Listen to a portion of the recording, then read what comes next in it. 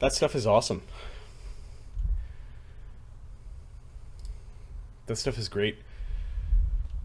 Yeah, I really enjoy it, especially the Pompelmo. I like that grapefruit. You know. I just found it for like the first time, the grapefruit one. I've seen the orange one and had that before, but I ordered, or I have a, not ordered, but got a 6-pack of that when I was at the grocery store this weekend. Nice. 6-pack of Sparkle Waters? Sparkle Waters, yep. Nice. I got mine right here. Here we go, boys. Hey, San Pellegrino. Buongiorno. Not sponsored by, but we definitely would accept it. Yeah, San Pellegrino, if you're watching, make it happen. You're all right as well. I'll take a pile. I can make a very, very nice punch with it. All right. Did we get everyone's D20 rolls for initiative? Zephyros and Balmut. Balmut's a stature. I'll roll for Zephyros. It looks like Oogway rolled a 10. I got a 12.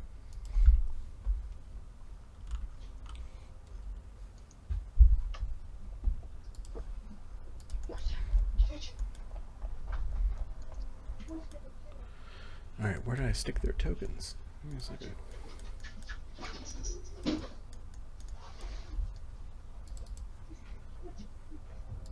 My puppy is so sleepy that, like, my wife is trying to take him out. He's just kind of looking, not really well to go, because he was in daycare all day and he plays really hard there, so he's like exhausted after. All the other puppies to hang out with.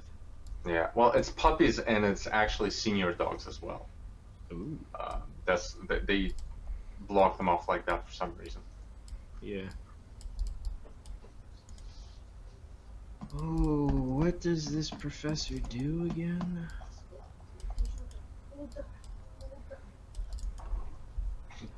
The dog's ridiculous.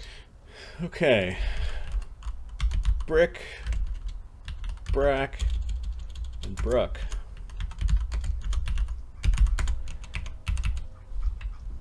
And they are... Look at these bad boys. Brick-a-Brack.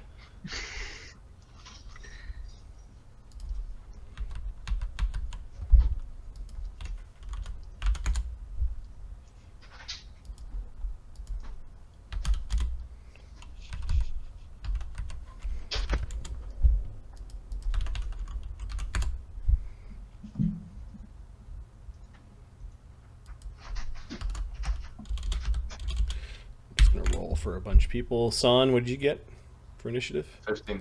15? Or wait, no. 14. That was just the D20 roll? The D20 roll was 11. Okay.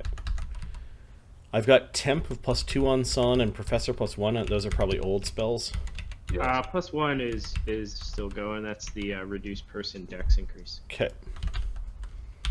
And then Zephyros got a 12. Sometimes I'll roll initiative for them, but just given that this is like the first time for some of us. First initiative roll? Yep. Welcome to your first initiative, Blake. So initiative is the way that we figure out who goes first in this turn-based style combat that we play in. And it takes your dex and other skills into account, plus a d20 roll. And these are the order in initiative. Now, initiative can change during combat, as you can do things like delay or ready actions and that sort of thing. So we keep track of it round by round in the sheet. Right now, nothing quite is happening yet, but Oogway is getting very close to where somebody is looking outside of one of the windows. Really big, dirty beard and big frock of hair that seem to connect and can't tell one from the other, and he seems to be like short, like he has to go on his tippy toes to kind of look up, like get a good look out the window, and you're pretty sure the person at the doorway is wielding a club. Okay, Macronom Gobbler doesn't do anything aside from hide and turn into just a bag on Zephyros's back. Brick is busy with something. So is Brack. You're not sure. Tech, you don't know where Tech has gone. Bruck, you notice the door open, Oogway, and out steps a 4-foot tall, 4-foot wide dwarf-like creature that's just covered in a thick beard and a wild mane of hair that hides most of the body from view. He is wearing sort of a leather jerkin and some leather pants. He has a very large bone club in his hands. His beard is dancing around wildly, like it might be animated.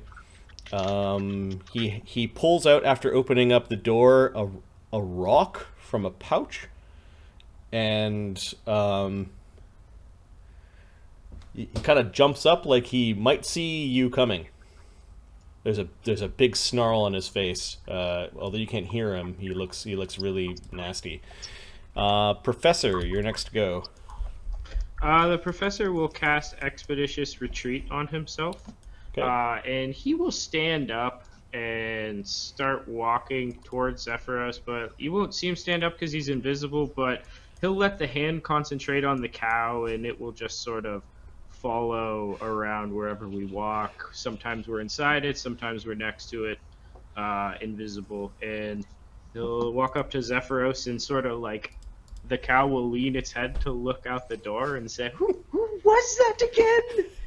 Are we being attacked? I feel rather nervous. He is a sword saint. A form of magi, I believe. Ooh, sword saints. Think Is there danger? Think of them as honor-bound, and he taps, like, the missing, the ceremoniously missing tusk that he has. But they are also bounty hunters. Does he need help? There were magical emanations. I think that'd probably be me. Yep. Zephyros nods. He quietly says, if there are more magical explosions, the gods may come and find us. I'm sure they're coming already. Oogway, what are you doing? Am I close enough or able to cast daze, both move into the room and cast daze on our... Yeah, so the economy of action is either a full round action, which is like attacking with all your attacks. It could be a standard, then a move, and your speed for a move is on your character sheet. I believe Oogway's speed with the magical boot or foot wraps that he's wearing is 40. So you can move up to 40 with one move. There's still also doors to get through, so this is a open door, move to the next door, and that's kind of your turn.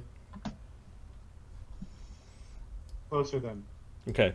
And then Daze is a short-range spell? Yeah, that's what I was thinking. Yeah, maybe I started initiative a couple rounds early, but I want people to have a chance to cast defensive spells, perhaps, before combat begins. But Oogway, you could... Zephyros just nods like, maybe we should help, as Oogway seems to be just beelining through the next car, opening doors and leaving them ajar, thankfully, for people to follow up. Son, with his bow in hand, reluctantly...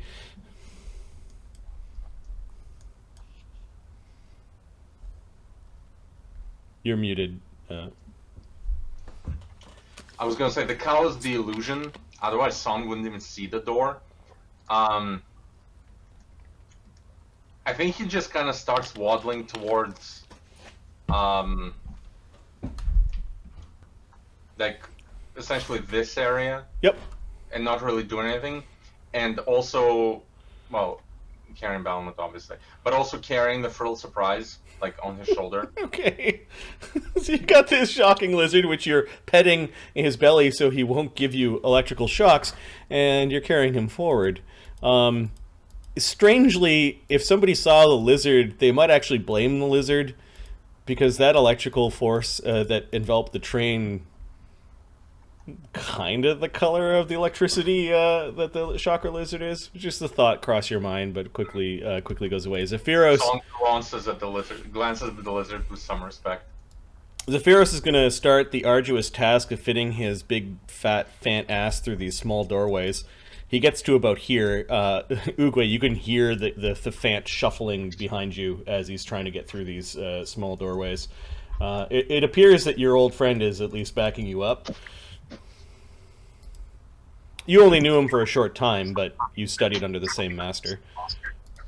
Well, that warms my heart, and I think it spurs me to continue moving forward to the next room of this car. Yep, the word Tusker comes to mind. Fant Tuskers are ones that stand apart from their communities so that they can go and do the things necessary to protect the Fant people. Not unlike a Sword Saint in a way. Sword Saints are more like following the old code as a sense of strange honor, even though the kingdom upon which the code was based no longer exists. But still for your people, I suppose. We've got, after Zephyros, it's Pharisee, and then the top of the round. I use a Pearl of Power to recast See Invisibility. Okay. Open the door, poke my head out, and see if Tech is around. Tech at this point in time is not standing in this area. You can see that this door is closed and a couple of guards milling around, like, looking around at things. They don't see you, but you can see the outline of their funny bassinet hats and they're like poking around into the rooms like they're like they've been alerted because they saw the light.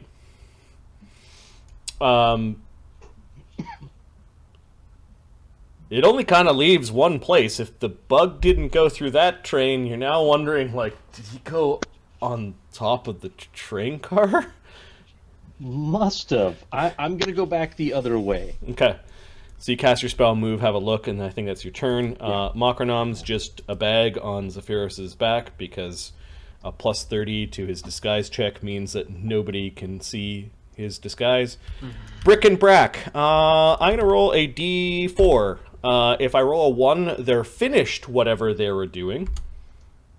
They're finished whatever they were doing. Okay, so this round they're finishing up. Texerat Gagat. I know where he is. Bruck sees this asshole coming, and he spends a move to get to this door. The gap isn't that big, but he opens the door, leaving only, I think, 2 doors that are closed between the two of them. He's got a hefty size, like, baseball-sized rock in his hands. And he's got his club with a bunch of, like, weird twines of braided hair and rope all the way up the side of the club. The rock is also got, like, a crisscross of, like, very fine rope around it. You don't know why. Professor? The professor will quick draw a wand of shield. Yep. Cast it. It is now fully spent. He'll quick stow that as part of the move. He will start walking, and the cow will sort of meander along the same direction he goes. When you cast illusions, you kind of have a contiguous area in which your illusions can go. How far into the next car is your illusion spell? I think probably the cow will have to stop at the door. Okay. And is your crawling claw maintaining the concentration on the cow? Yeah, Okay. So we'll step through, but whoops, sorry, son. We'll still be in, I guess, sorry, it's hard to get the token now to the other side of the map. My screen's pretty small. It's fine. I can drag them. Thank you. Are you bringing the claw with you, or is the claw staying? Yeah, the claw has to stay with me, and it'll be right here on the other side of the door, and I'll look in and say, "Oh, this looks dreadfully familiar, Zephyros. I don't like the looks of this hallway. Bottleneck, skeletons coming from the ceiling. You know the bit." We'd only be so lucky. And I will just look down there, try and figure out what's going on since I'm new to this car. What do I see going down? You can see Oogway. Oogway still hasn't taken a weapon out. It's weird. It's just like he's got his hand on his weapon, and he's pushing his way through doors, and his hand goes back to the weapon, and you thought you saw a little figure at the end. It's hard to tell from your vantage point because you're so small as well. It did jump up, and it's like this face of wrath. It reminds you of one of the red caps. It looks so angry. Oogway, what are you doing? You got 2 doors between you and it. And Bruck, you know from the stories that were told, Bruck's the bash your head in type murderer. He's the bruiser of the 3.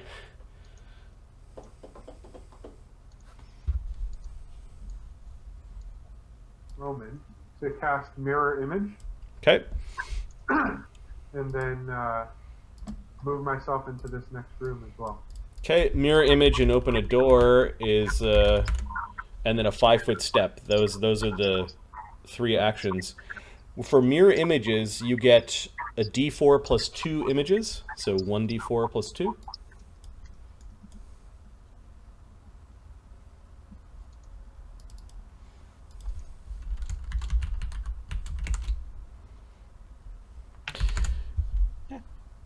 That's good. There are now 5 images of Oogway, plus him would be 6. So there are 6 Oogways that are all kind of interlapping and sort of moving around themselves. They're all moving with the same sort of action, and it's hard to tell which one is which.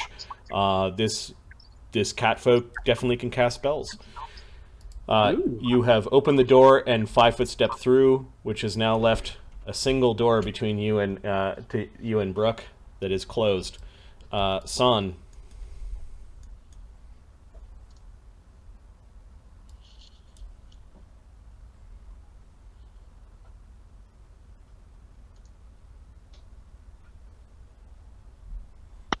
Muted. I heard that one. No. Sorry. I'm trying, like, Plug is snoring and I'm trying not to get it. No, that's fair. Yeah, thanks. He just came back from his walk. It's beautiful. Yeah, so I'm following Oogway, I guess, just full motion, doing nothing else. And if the Frilled Surprise can go further, let him follow. I'm not sure how the economy of action through doors works, so just Marty. Yeah, the doors have all been opened by Oogway, so you could just move kind of freely through. San's movement rate is 60. What? 60? That was on the car. It's 30 normally, I think. Or not in the car, on the beast of burden, I think. Oh, I see. Yeah, just keep your base speed always at the same. We just probably created a conflict because I just edited it. Okay, 30 and 30 puts you at. Okay, the guy with the bow seems to be backing you up, Oogway. He's moving down, although he does have this frilled lizard on his back that is thrumming excitedly with electrical magic. You haven't issued any commands to the frilled lizard, so he's just going to stay on your back, I guess. Well, I think I would wave to him to, like, because he doesn't really speak, unlike Balamut. So I'm just telling him, like, I'm pointing toward, I guess, like, the furthest door I can see, I just point toward that. Okay.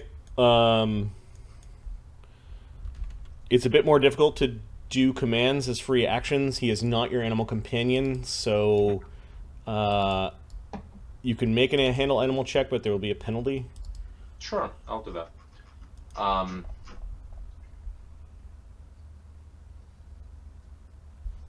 So I'm gonna make 1d20 plus 9 would be normal. So with the penalty, what is it? -4.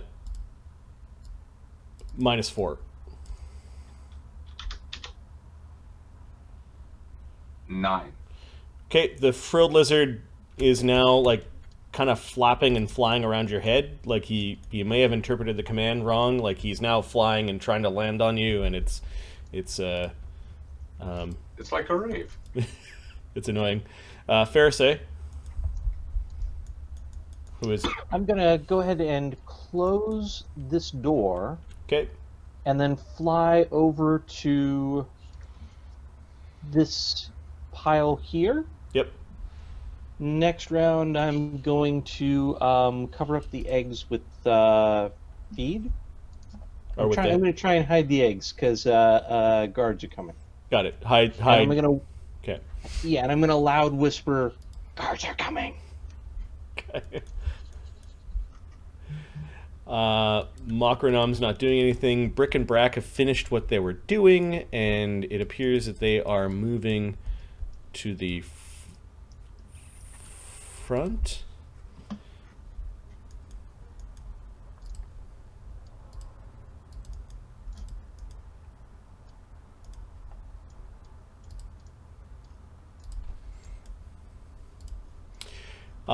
Tech, you still don't know what he's doing. Bruck is, in a hostile way, is going to put an end to this guy. How dare they? How dare they interrupt him?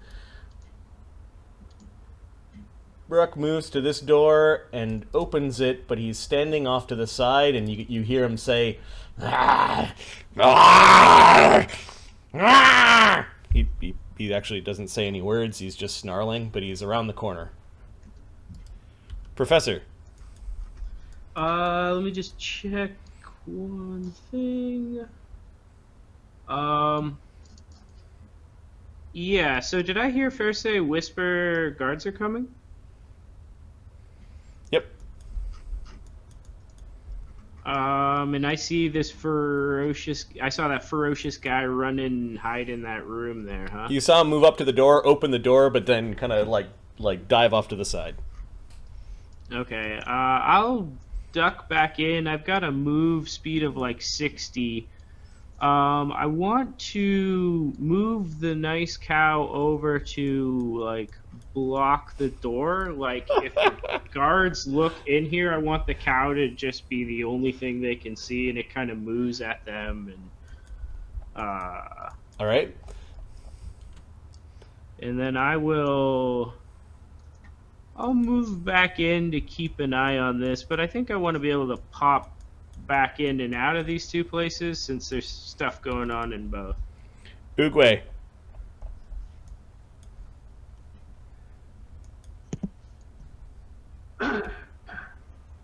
Well, we've got.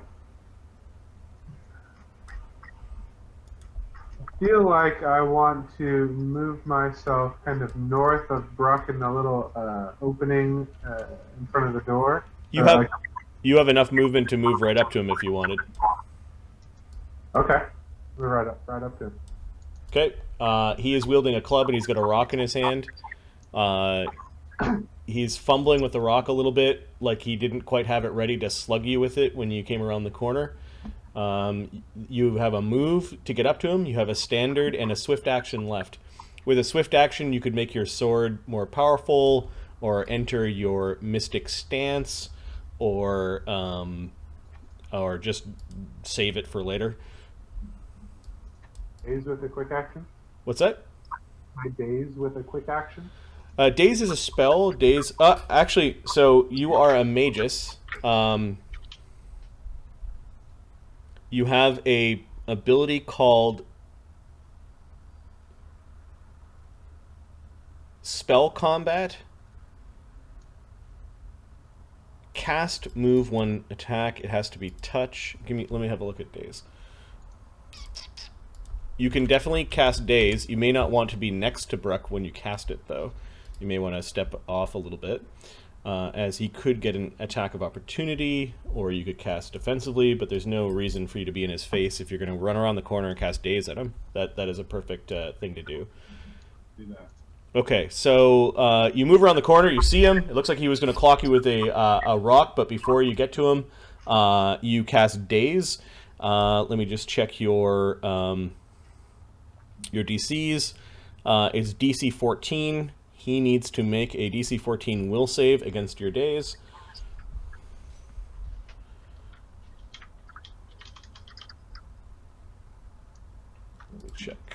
stats here.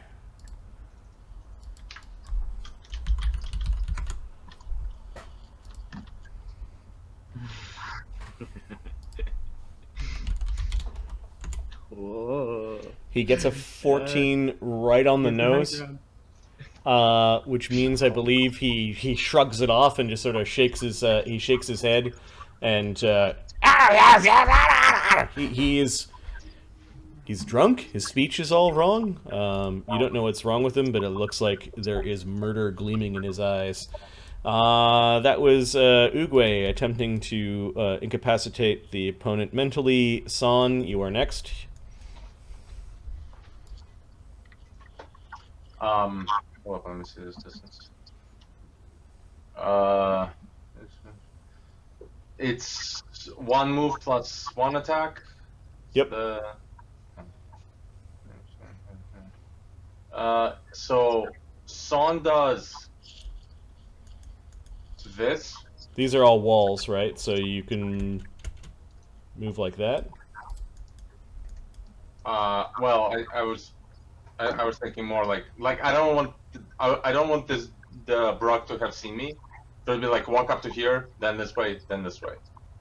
These are all Sorry? these are all walls. But isn't this a door? Oh, you could yeah, there's a cage which you haven't opened. Oh, Yeah. Gotcha. Yeah. Okay, I didn't realize what those were. All right. So hold up, I was here. No, I was here. So this distance would be 35, and there's a person standing there. Well,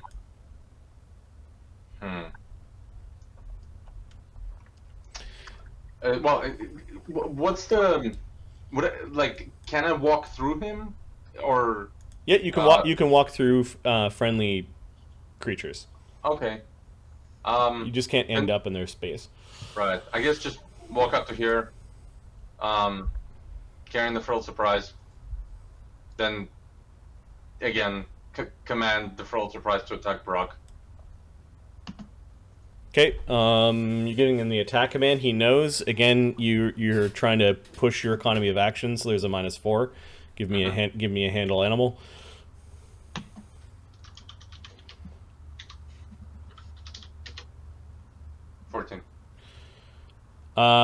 You end up sticking him, threatening Brock. He's kind of shocking, like he's threatening to attack, like he's reacting defensive as you put him in an offensive position, but he doesn't actually shock Brock this turn. He definitely will defend himself though with that roll, if Brock does something. So he'll go at your turn. Zephyros is there's trombone music as he's trying to squish his way through this horrible tight cage, being it's going to take him forever to get through this hallway. Pharisee is back where the others are. She's going to and I'm just going to double move forward, flying. You're going to spend the round hiding the egg then? No, I'm gonna skip hiding the egg because the cow's there. Okay, cool. Cow's gonna block it, so I'm just gonna double move. If you could run in a straight line, if you could find it, running fly is ×4 your speed. I can get probably into the next car before it ends. Yep. Yeah, let's do that then. Probably around here. Sure. So Pharisee and Pixel kind of streaming behind you. Oh, we're almost at the tunnel, is what Pixel says. Let's make sure we're inside when that happens. Yeah, you guys are going through like ravines and rocky terrain. Picture where the Jawas live. Macronom Gobbler is not doing anything. Brick and Brack are moving up to defend themselves. You do notice that Brack comes out. He sees that there's a problem, and he's going to move to here, and he does something weird. He dumps a bag of rope. Perfect.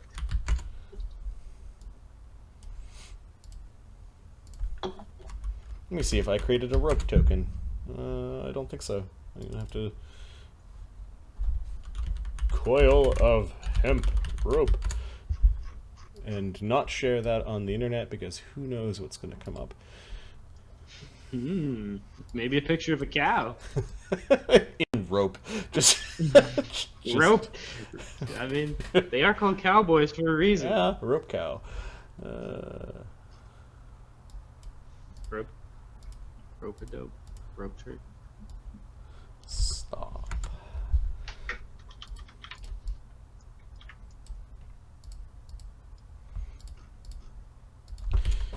Coil of rope. Okay, he was carrying an awful lot of it. He dumps what could be like several hundred feet of rope in front of the doorway. Brick is carrying something. He spends the round what looks like a 1.5 by 1.5 feet. It's angled along some of its side like a big stone. The stone has what looks like a glowing rune in it, and he has the rune kind of wrapped up in a 4-way rope, and he kind of slips the big stone onto his back like it was a backpack, and the ropes just sort of automatically cinch around his shoulders.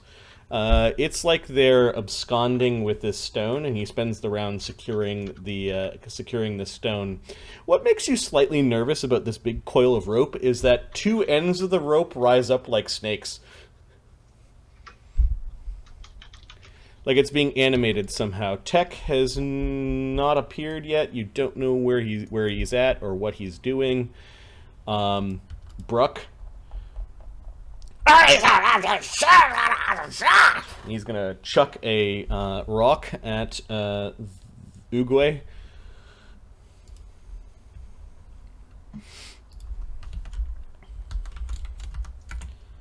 He gets a 25. Now, Oogway, if we look at his AC, there's a nice little table in there. Oogway's AC is 23. I don't think you cast Shield yet, and you didn't cast Cat's Grace. So, 23 hits you. He throws a rock. He cast Cat's Grace before he walked in to meet us. AC 25, then, is exactly what he needed. So, the rock hits you for 7 damage, and let's just check what Defending Bone does. Defending Bone gives you damage reduction 5 bludgeoning. So, actually, bludgeoning damage gets through your Defending Bone. It doesn't do any damage to your Defending Bone, but it doesn't get absorbed. The Defending Bone is really good at defending against piercing and slashing damage. So 7 damage to Oogway. Oh, mirror image. Oh shit. There are 6 of you. So I gotta roll a d6. If I roll a 1, I actually hit the real Oogway. I don't.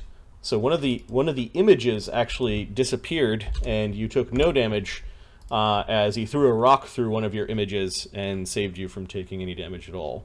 So that was Bruck. Bruck sees a guy with a bow. He's not stupid. He then spends his movement kind of going around the corner and taking cover in the next room. You can still see a bit of him, Hassan, but he has definitely got cover from where you're standing. The professors go next. So I saw Farisay attempting to cover the egg and then hearing combat and ran the other way. So I'll double move over and then next round start covering it up.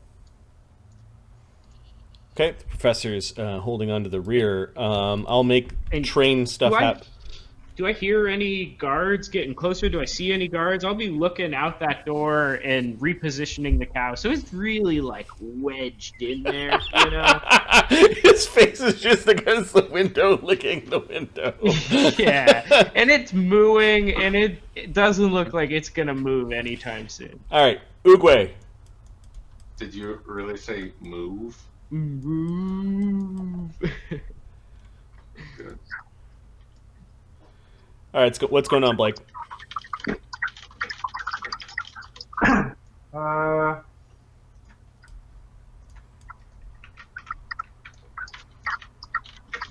want to. Can my mirror images do any damage? Nope, it is a defensive spell. Got it. But you can definitely attack while you're you've got the spell up. Yep. I think I'd like to cast Acid Splash on good old Bruck. Okay. So you could move to where he has no cover and kind of cast Acid Splash on him. Yeah. One of the things that you are built to do is cast spells like Shocking Grasp or Vampiric Touch into your blade, and then you use both your blade and your sword to smack. Touch. Oh, I guess I didn't take any damage. Never mind. Okay. Yep. But it would heal you if you did. That's true. Okay. Or does it give you temporary hit points? I forget. I think it might be temp, but It might be temp hit points, which would be fine even if you haven't taken damage. Yeah, if it's temp, let's do some Vampiric Blade. okay. So let me just check the actions on this. So you can spell strike. You can move, cast, and attack. Or cast, move, and attack. I think it's cast, move, and attack. So you cast, move, and attack him. You don't do anything ridiculous in front of him, so he doesn't get any attacks of opportunity. When people like run by you or cast spells when you're being threatened, or try to use a ranged weapon without certain skills in front of you, you typically get an attack of opportunity. He does not get one because you cast before you moved up to him. But now there's this horrible necromantic energy that is flowing into your blade. Now your blade is still in its sheath, but the necromantic energy is pouring over the sheath. And then as a quick action, you basically you attack with your blade. Are you using any of your swift powers to make your blade even more gruesome? Sure. What are my swift powers? What are they? So this was the Eldritch Pool. You've got 8 points per day. As a single point, you could enter into a focus, which would allow you to gain an attack to your, like a bonus +3 to your attack. Or you could make your blade really, really sharp or flaming or a combination of both, so that for additional damage. I'd like to make it flaming. Okay, you also get an additional +1. You could make it keen, shock, or frost as well, or an additional +1 to hit, +1 to damage. Let's go frost. Okay, so there's with a your blade is now got a ring of snowflakes coming around the hilt, and fires kind of jutting out as you flame on your sword while it's still in this poor scabbard. And then you come forward, and as a free action, draw your blade and at a downward stroke attack. When you do your spell and attack, you have to have a free hand, so this is a one-handed attack. With Cat's Grace and your blade, there's one other option you have. You can try to attack to do more damage, or you can attack to hit. The difference would be like 4 damage, I think. Yeah. And if I attack to hit, does that increase the likelihood that I connect, or what? Yes, so you can either attack at a +13 or a +11. Yeah, attack to hit. Okay, given that you just pumped a bunch of magic into your blade, that is a smart choice. Okay, so with your Cat's Grace and not trying to do Piranha Strike and all of your spells, you are at a +15. I think it's still +13. Cat's Grace. Yeah. Spell combat's -2. He's doing Spell Strike. Oh, is that different? Yep. Oh, spell combat is when you also cast a spell, like a cantrip or something. Yep. Yeah. Nice. Yep. So +15. That's a D20 +15. Yep. Yep.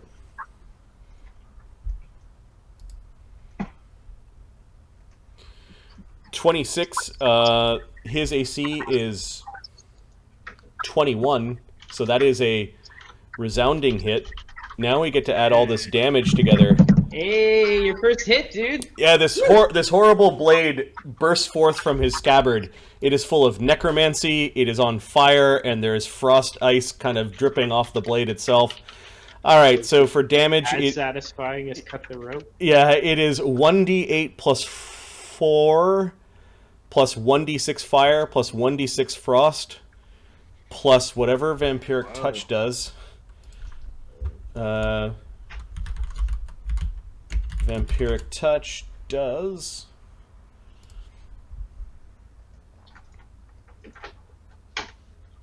One point of damage per every 2 caster levels, so it's an extra 3d6. So he does 1d8 plus 4 plus 5d6.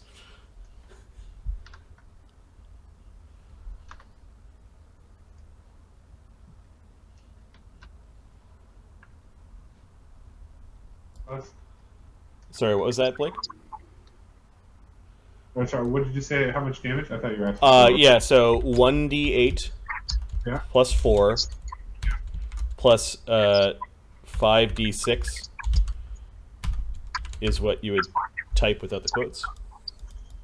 Jesus.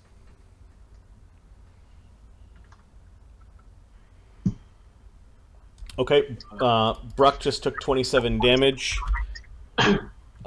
He does, because he's a Fae, have some resistance. He resists 5 of it. However, the necromancy, the fire, and the cold all affected him.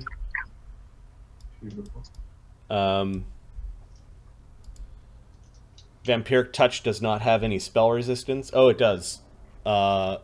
Shit. So, because he's a Fae, he does have some minor spell resistance, so there is a check to push that last 13 damage through. And the check is a caster level check, and you are a 7th level caster, so roll a d20 plus 7. Some creatures are magically resistant, and he may be able to absorb your... you push it through. Despite his magical resistance, you manage to do full damage with your vampiric strike, and you gain temporary hit points equal to the damage you dealt with the spell, which is those last 3 dice, which is 13. So not only am I going to put 22 damage on his token, I'm going to put temp 13 on Oogway's token, as there's visible necromantic energy flowing off of Bruck and into the Sword-Saint Magus, bolstering the Magus. Okay, Bruck is really injured. 36, 48. But he's not bloodied. Bloody is our term for he's at half hit points.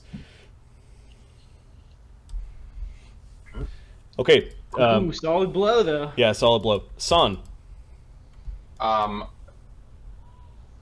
So again, what's the rule for him shooting in this situation? Like, is it possible at all? Do I have any visibility?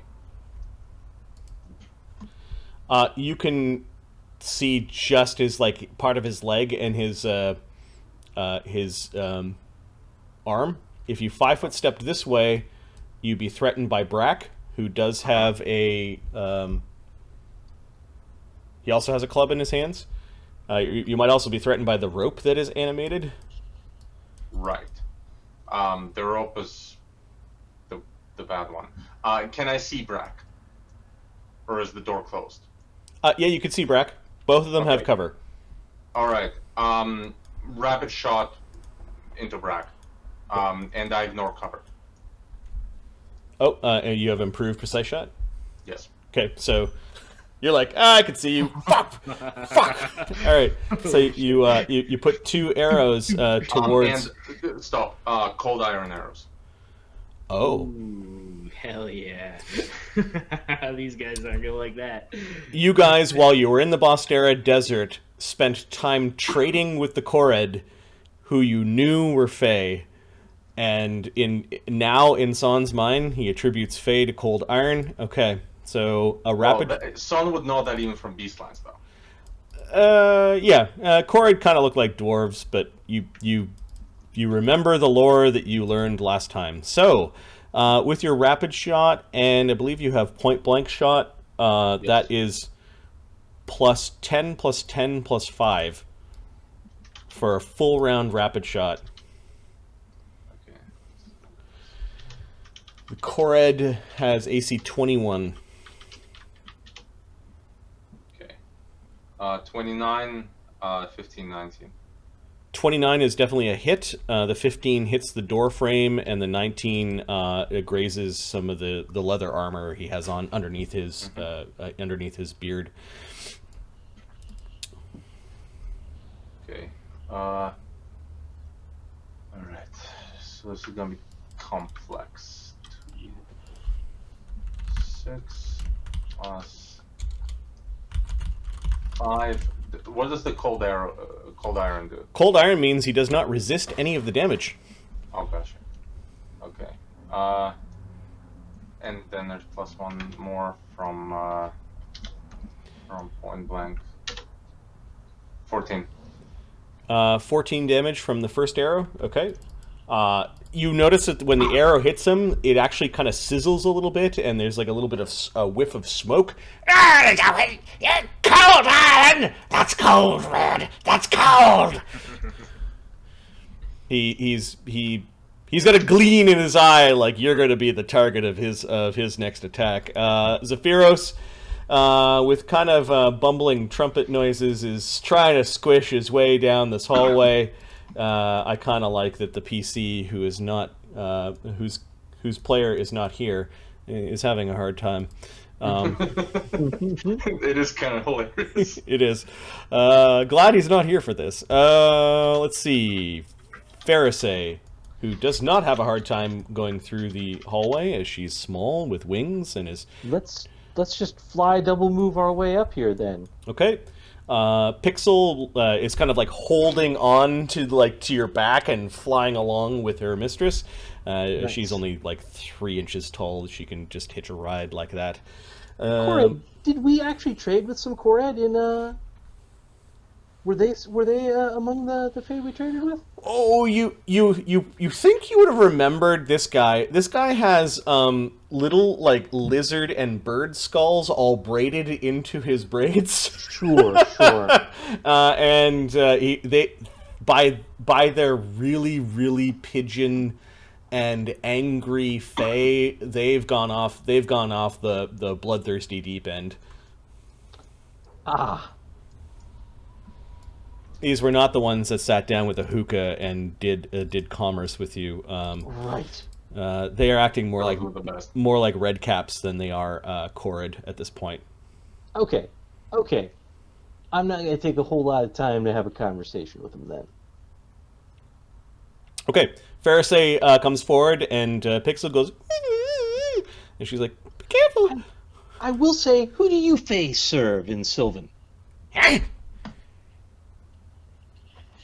We're gonna serve up your lives! I want the livers!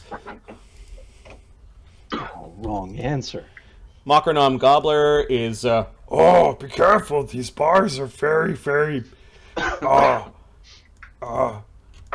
careful. Mockernom's just egging Zephyros on, or Brick. Which one's Brick? Brick's the guy who's got the thing. So Brick is going to step out and hop to the other side of the train. He's got the weird stone on his back that's glowing blue, the same color that washed over the train. He's got a rock. He's going to pelt the rock at San, or attempt to. Catch! And right off your temple, AC 27. I'm assuming that hits a San. Oh, Pretty probably. solid hit. Yep. Yeah. These guys throw rocks like champs. 6 damage though. Yeah, might take a few rocks. They all start laughing at that. Brack, he is going to.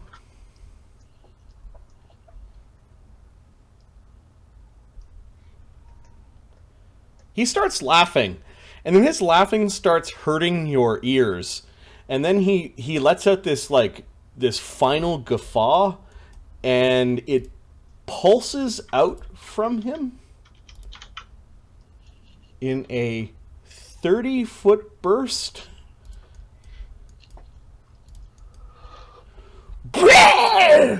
And oh, your ears. And all non-Fey Ooh. need to make a fortitude save or be stunned from this sonic effect. We're going to make the saves in order of initiative. Mockernam's not there in the area. Tech is not there either. Professor hasn't moved all the way up. Oogway, you need to make a fortitude save, man. Under your saving throws, you'll find your fort save. And it looks like, because you're not in your Mystic Focus, it is just a straight +9. And the DC is 14. Not difficult to make, but there is a chance. You get this. Yeah. Is that Brack that did that? That was Brack, yes. 27, it hurt your ears popped a little bit, but you are not stunned, and you continue on in the fight. The next to make the saving throw is San. San, you're definitely inside this. Fortitude save. 23, you make your save. You are not stunned. Stunned means you'd only be able to take a move action. You drop what you're holding. This is not good to fail this save. Zephyros is still not quite in that area. Pharisee is not in the area, and it looks like we've got Pixel is Fey. She doesn't need to make the save. Pharisee's in the area, but she's Fey, yeah. Yeah. The Frilled Surprise needs to make a save. I have no idea what this is. The Frilled Surprise's fort save is +4. Okay.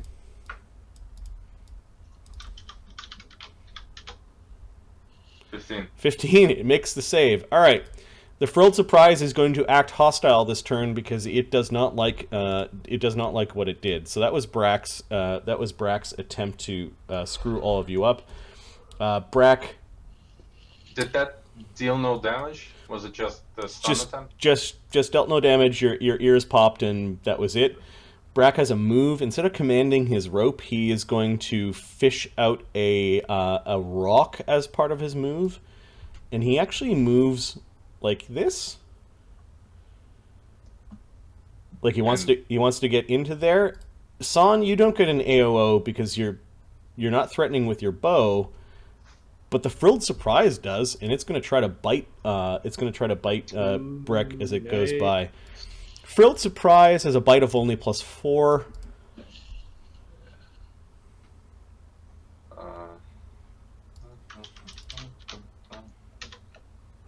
11. Yeah, and it missed Brack as he went by. He kind of jumped over the little lizard that tried to bite him. Makes sense. Okay, so that was Brack's go. Tech.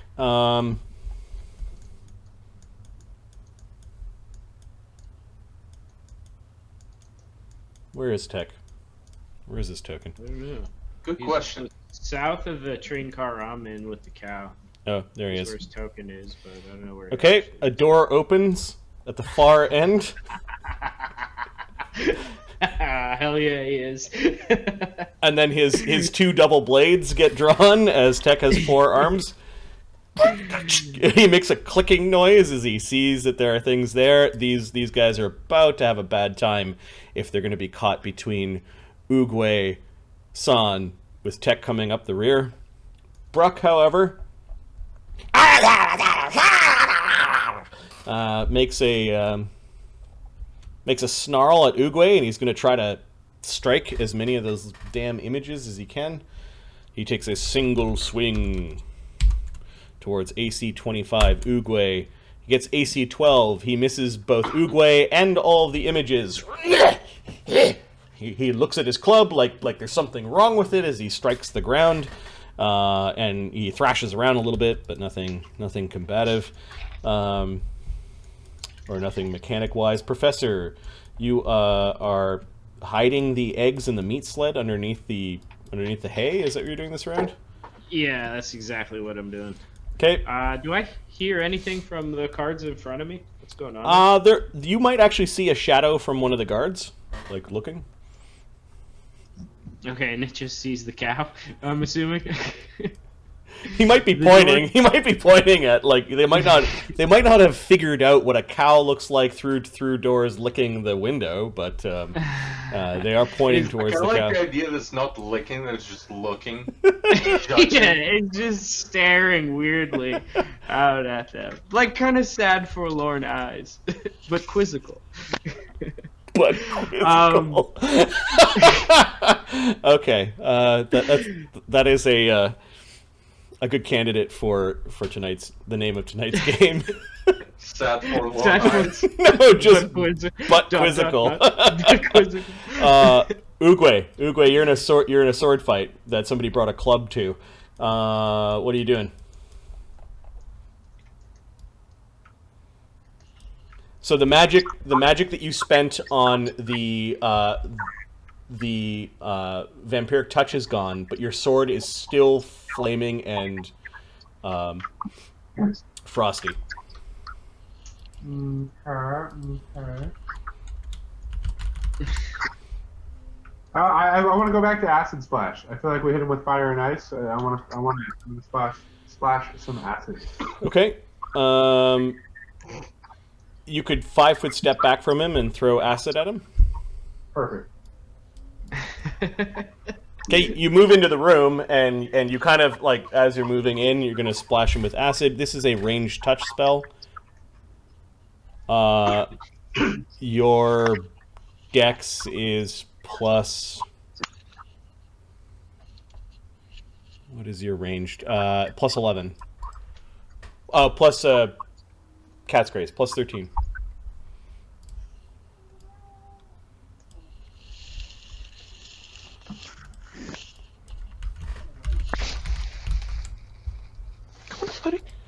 AC 27 definitely hits him. Unfortunately, Acid Splash is a very, very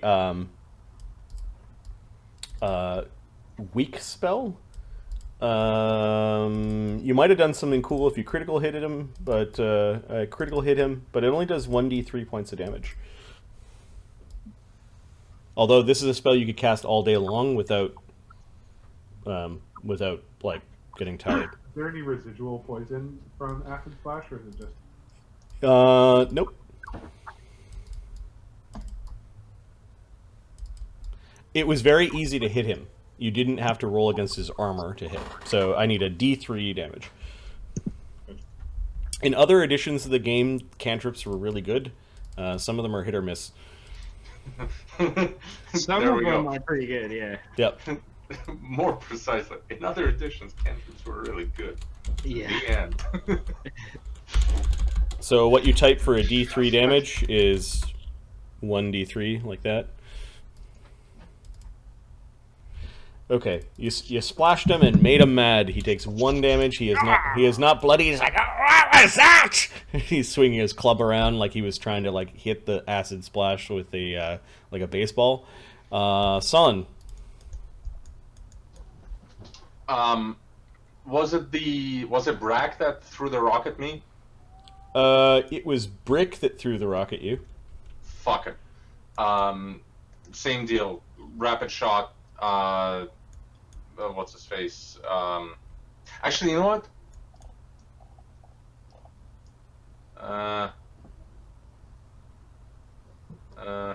Yeah, I guess I'm gonna do this. So if I move this far, like 5 feet, can I still rapid shot? You can still take a full round action by taking after you take 5 feet. Yes. Okay. Yeah, then rapid shot into Brick. You know, hold on a second. Action of economy. Let me think for a second.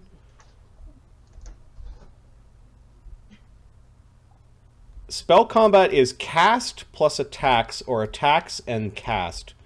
So you could have attacked him twice, 5-foot step back, and then fired acid at him. Okay. Wait, where would the twice come from? He's got a BAB of over 6, so he could attack. You could attack twice with your sword and cast a spell. So you actually, I'm getting used to your character as well. But you could attack twice, 5-foot step back, and then cast. look at Matt's.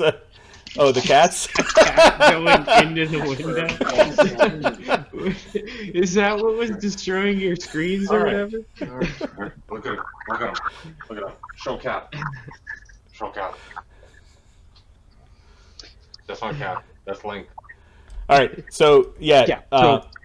So that happened. So Oogway, so you can attack your full run attacks at a -2, and then also cast a spell. So you didn't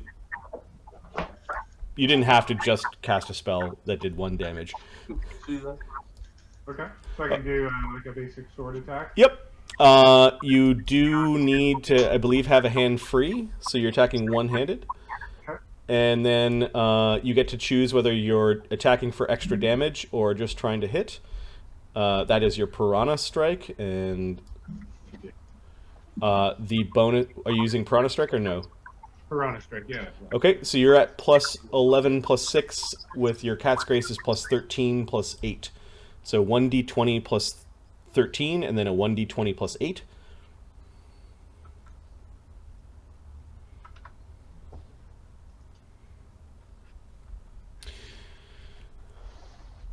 Oh, we could have done separate rolls, but I could figure this out. 2 + 13 is 15. That's a miss. 9 + 8 is a 27. It is within your crit range, so you actually critical hit on the second strike. He blocked with the club, and then you pulled the sword away so quickly and got underneath him that you that you cut him badly. Now we've got a system where you roll to confirm a critical hit every time you critical hit. So you roll another d20 +8 to see if you do a critical hit. Now critical hit could do everything from extra damage to chop off his head. Critical hits are crazy, dude.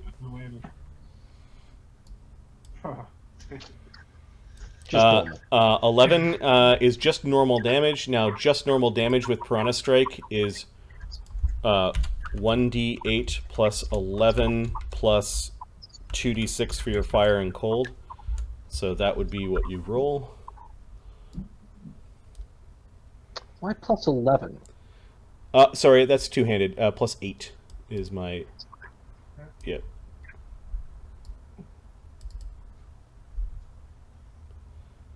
$20 damage. He absorbs, because he's Fey and you're not attacking with Cold Iron, 5 of that, so you do 15. He is definitely bloodied now. Very hurt. And then you take a step back and splash some acid on him for good measure. And now it's San's turn. San's, it's probably giving you enough time to figure out who you're firing arrows at, San. Well, yeah. So, I guess I was just moving the characters back to where they were while Oogway was still fighting. So yeah, move to where I just moved in. Rapid shot at Brick. So, you know, it would be like 10, 10, 5. I want to say. Yeah. Yeah. San's attacks are.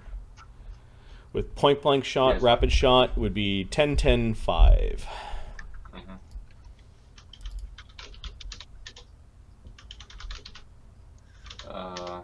26, 19, and 14.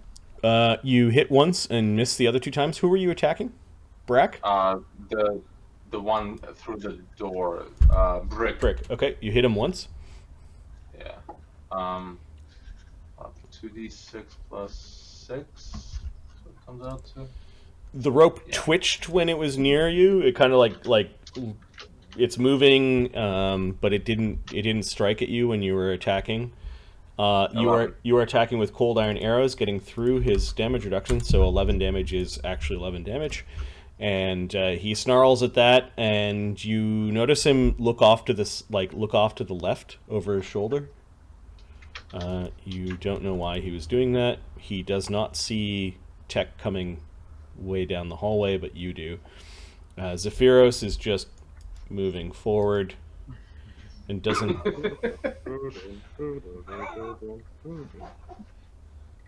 don't know if he wants to end up there, but he does, I guess. What's going on? He has his war staff, or his war scythe out, and his staff kind of curled up in his trunk. He cast Fireball. Everybody dies. And No, he's not going to cast Fireball. He just get season 3. he spends his whole round double moving. Pharisee is the next to go. I cast Good Hope Okay. and start my Bard Song. Okay, so Good Hope gives everyone a +2 to hit and damage that is a morale bonus, and then Bard Song gives everyone a competence bonus for +2 to hit and damage. So you've given all of your warriors a +4 to hit and a +4 to damage. There is a resounding and upbeat piping sound coming from Pharisee, or is she singing? Piping. Piping? And I Okay. say, "Oh, you little Fae, you should bring that rock to Pharisee." Wow, really? There's a fucking -4 just for that. Nice. I didn't even catch the rhyme until right at the end, to be honest. Sure you didn't. Rhyming couplets are very Shakespearean, by the way. Good job. Thank you. Yes. Mockernom Gobbler is going to slide off of Zephyros's back. He's going to do it like a backpack just sort of loosened its strap and just sort of fell off his back. He is going to make a disguise check versus their perception DCs, which I think he automatically makes. I'm going to give him a -4 because he's doing it in combat. He gets a 34, and these creatures, I don't know if they can make spot checks of 34. Oh, they've got pretty good spot checks. But do they care about a moving backpack? Well, 2 of them do. Brack and Brick are like, they say in Fey to each other, "Get the bag!" Like they're greedy, like they want like they want to steal some of Zephyros's treasure this round. Oh, that is such a wrong move. So Brick, where is Brick? Brick is out here. He has the stone on his back, and he parts the coil of rope like the... No, he's going to do it this way. He wiggles his fingers at the rope. The rope then begins to move all around Mockernom and is going to try to grapple Mockernom, and it fails to. Mockernom, he just seems to get really sweaty and gross, and the rope as it lashes forward is just sort of like squeezing all around him, and the backpack is kind of going through the rope as it's constricting, like he's some sort of Play-Doh. So that was Brick's attack. Brick is going to move this way, like he's frightened of Pharisee's music, or maybe he's looking for a space to jump. Brack is in a worse spot, as he's now threatened by by Zephyros, no matter what he does. So he's going to 5-foot step, which incurs no penalty, open the door, and then I think, because he has cover now, he's going to throw a rock at Zephyros. AC 23, I don't think hits Zephyros, because Zephyros spent some time doing mage armor and shield, and Zephyros's AC is 24 when he does that. 23. Plus cover. Where in the initiative is the Frilled Surprise? On the same thing as San. Oh, gotcha. Tech is now running down the corridor. He gets to here. Bruck. Bruck is in a hard spot. He's bleeding a little bit. There, you can hear them saying in Sylvan. If you speak Sylvan, you can understand. Brick, the one that ran around the corner, says, I got the stone! I got the stone! I got to kill this one first. He's a bad kitty. Bad kitty. Too much trunk in the way. Alright, Bruck is going to try to make a break for it. he runs this way,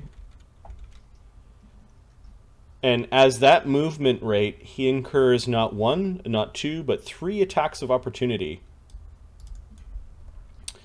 Oogway, who's got his sword out, gets an attack of opportunity. This is an attack at your highest base attack bonus. I think you get to decide whether you use Piranha Strike or not with your assault. Basically, he did a stupid thing. Let's do Piranha Strike. Okay, this would be plus 13.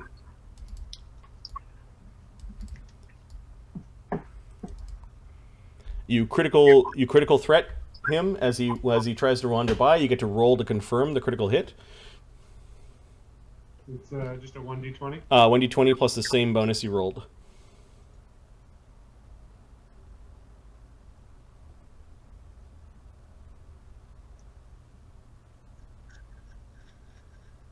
Plus the same bonus you rolled. Yeah, plus 13. 27 is a critical hit. I'm just going to move him back because when he left that square is when you may have cut him down. Now, criticals, we have this massive table. It's a percentile roll, which means D100. You can, Chart. and then we all chant chart because there's this massive chart of bad things that are going to happen to this character. Katanas crit on 18 through 20s. And if you put keen into your katana, it would crit 15 through 20 on a d20 roll. But anyways, we need a d100. D100? Mm-hmm. 74 goes into a second table. I'm just going to roll quickly another roll. This is a slashing weapon. 28.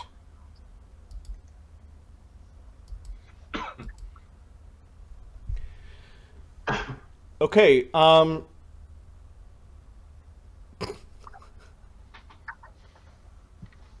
this critical hit is called Carve Your Initials.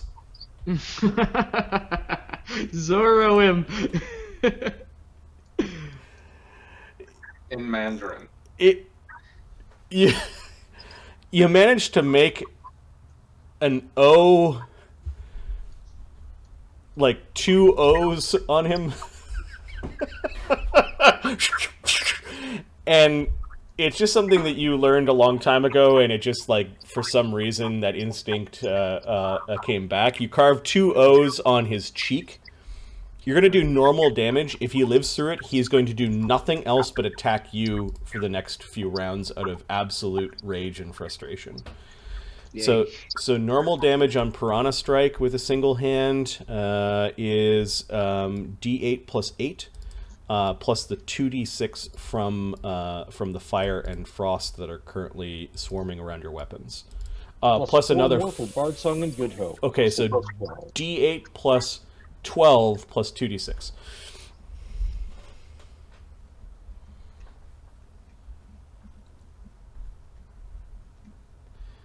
Minus 5 for not being cold iron is 21 damage. Pretty solid. 59, and Bruck has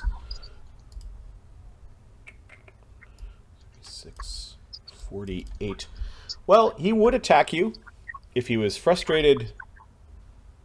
48, 60. No, he's got 1 hit point. He is on his last leg, though, and stops his AOs because he got humiliated by having you carve like 2 O's in his cheeks.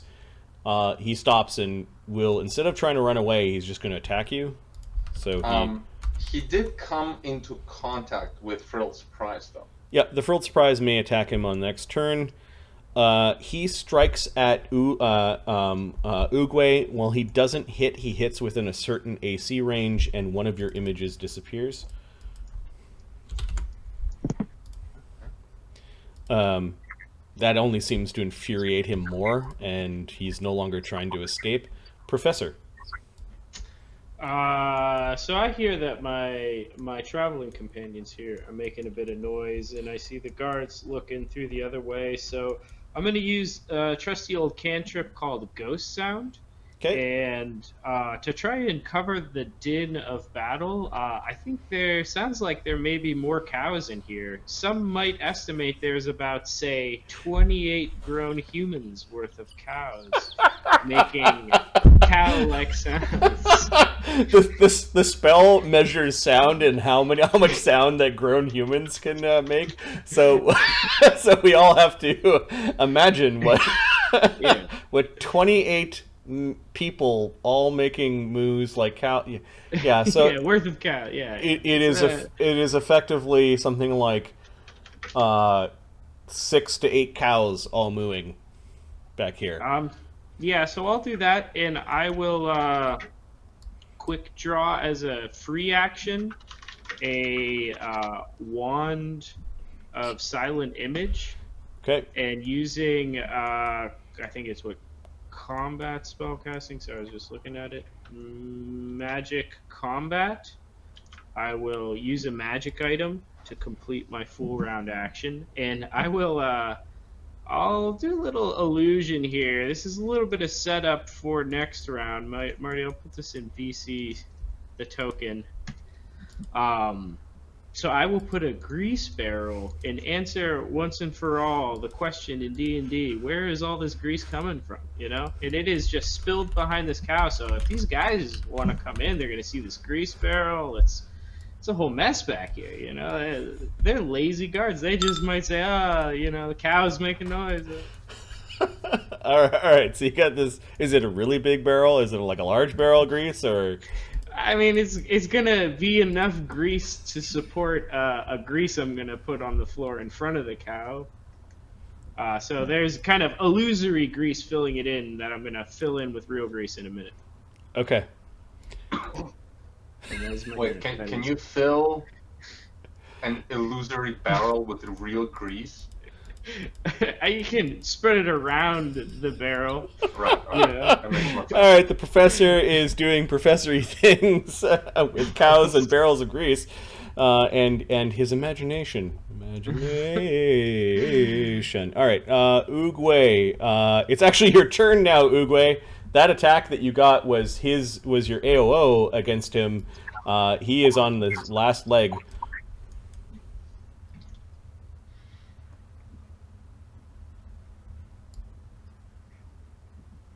Say that one more time. Did you pause? Oogway. So He's swinging his club madly.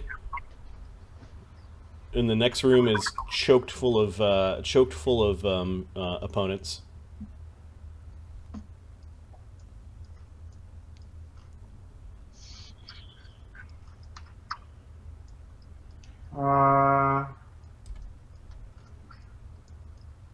I think I'd like to try Shocking Grasp.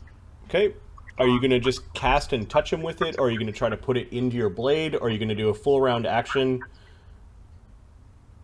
And full round action. give me a second.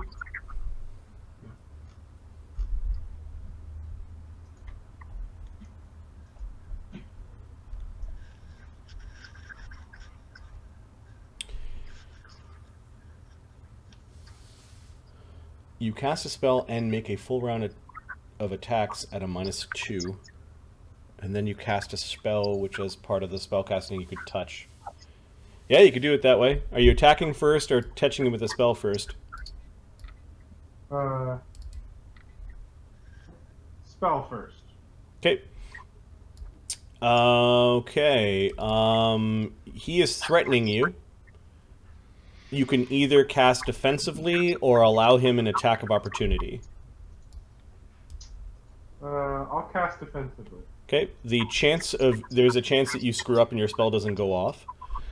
The DC of a first level spell is 17, the difficulty number that you need to hit, and you are rolling D20 plus 11.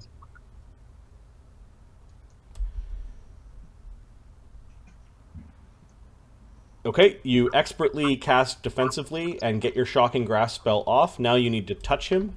This is a touch attack at D20 plus 13. Critical hit with a touch spell, nat 20. Roll to confirm.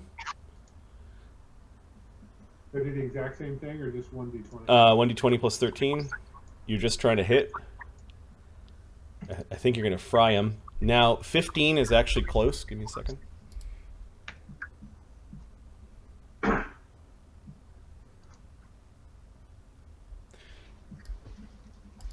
His touch AC is 15.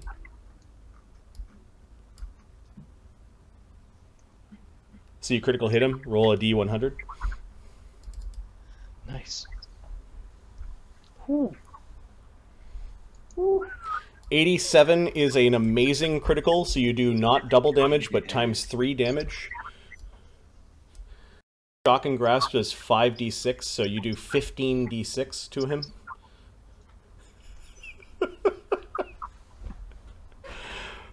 $44 damage. Okay, so he takes... Oh, wait, SR is his last thing that might save him. Oh.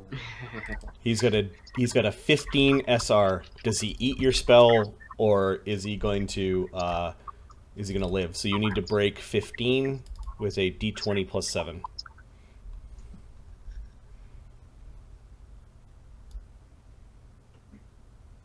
Oh, no. Okay, so you touch him with the spell, and there's just electrical sparks all over the place. Even the Frilled Surprise is hopping up and down, is excited because of all the sparks. Apparently it likes electricity. But it then all just sort of absorbs into his hair, which then channels the spell into the iron and metal of the surrounding door. Now you still have attacks. He's looking exhausted, but you still have attacks. And you get to do your full round attack at -2. Are you using Piranha Strike or not? Yes. Okay, Piranha Strike is plus 11 plus 6 with Bard Song is plus 15 plus 10. -2 for doing a spell first is plus 13 plus 8.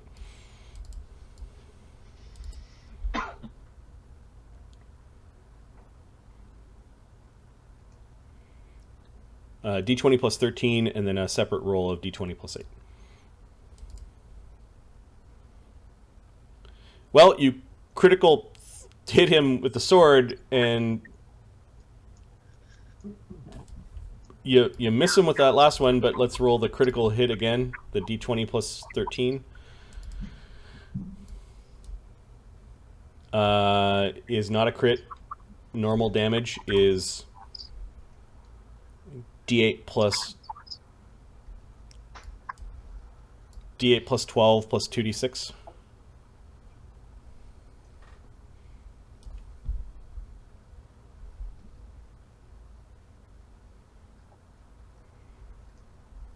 Another 2d6 for the fire and cold. Nice. 16.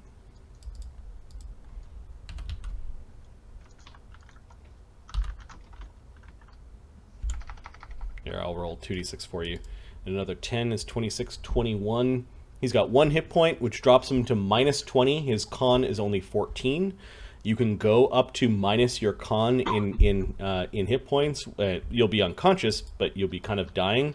You cut his belly open, and he bleeds all over the floor, dropping his club, and he dies right in front of you at the end of your sword. You then kind of swipe at the air. You swipe at the air, and that last swipe didn't hit him. You just sort of flicked the blood off of your blade, and that was Oogway. Showing, First kill. Yeah. Nasty motherfucker. All right. Nice, Son. How's it feel? How's it feel to bring down your first bad guy? Boom, boom. Couldn't be more prouder. Hated Brooke with all my heart. Heck yeah. It's bounty right there. It's 1,000. Is the rope moving? The rope is moving. It was attempting to grab Makarnam. But it's still like where it currently is. Yep. Right. Fuck it, I'll risk it. Because I don't. Do I see Brick?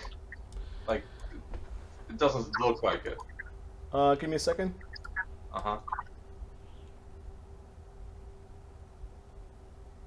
Nope.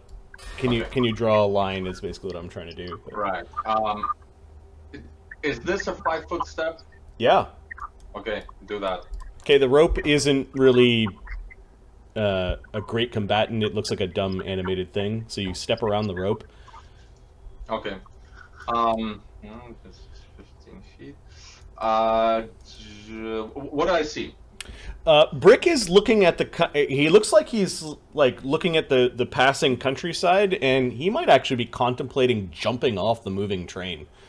The train is not going slow, although it is rounding the odd corner where it does slow down a little bit, so he might be looking for an opportunity to drop off. You can see he has this weird, really old-looking stone. It kind of like is in the shape of an angular like coffin, and it has a blue rune over the top of it. And he's got like these kind of like twine ropes that he's just basically wrapped around this rock, and he's wearing it like a fanny pack backpack. Mm-hmm. He has a club at his belt. He doesn't have it out, and he might have like a bunch of rocks in a sack also hanging from his belt. But he looks like he's like trying to time where he's going to jump off the train. Okay.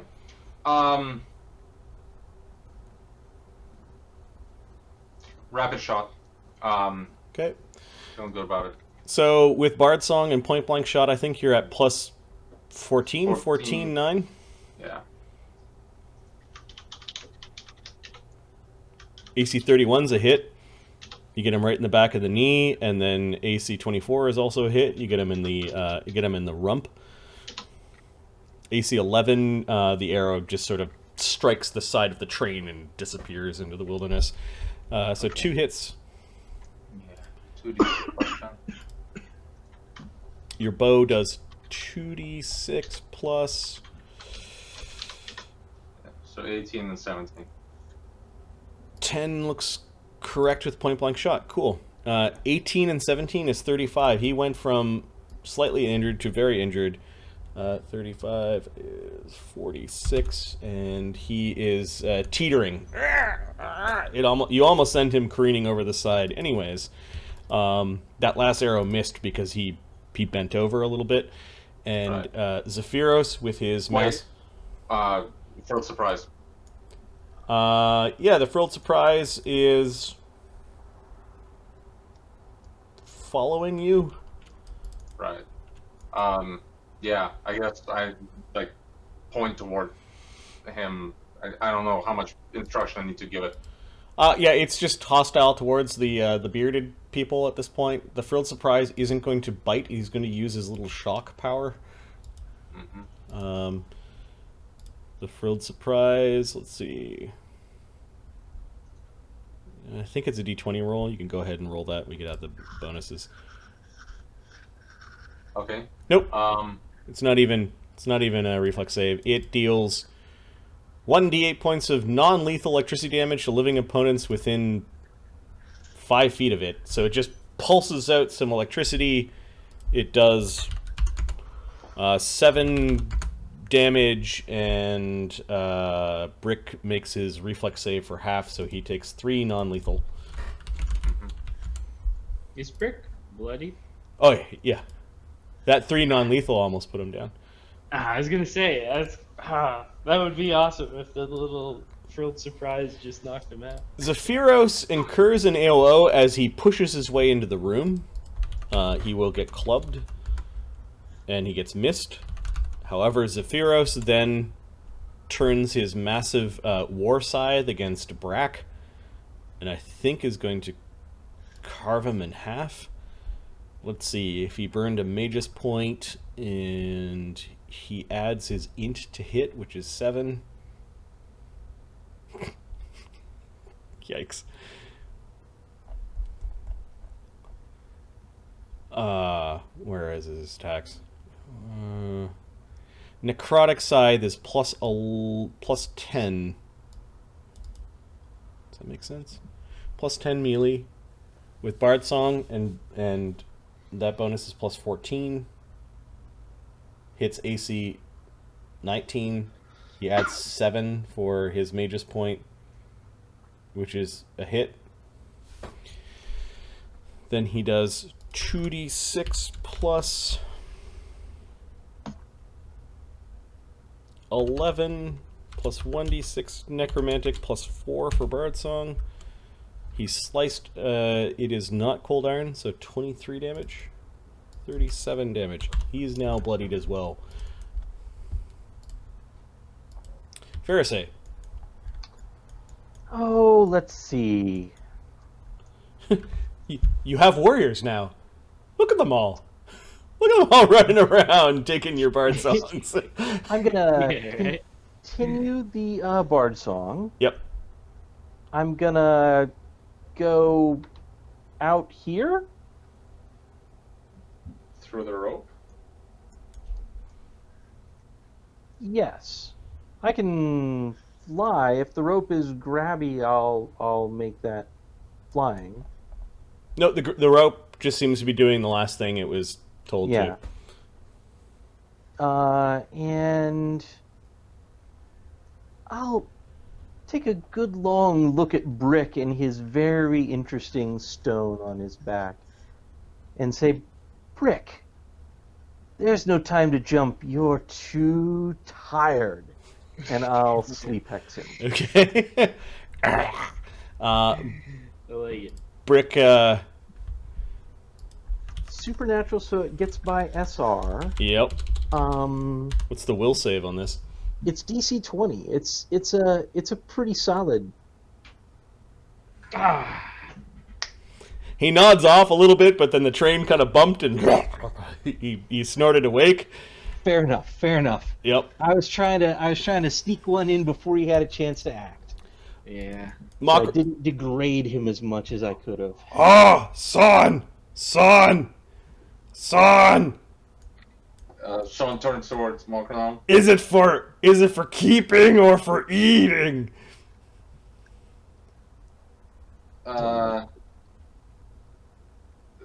glances at the rope, thinks about it. It's for keeping. Okay.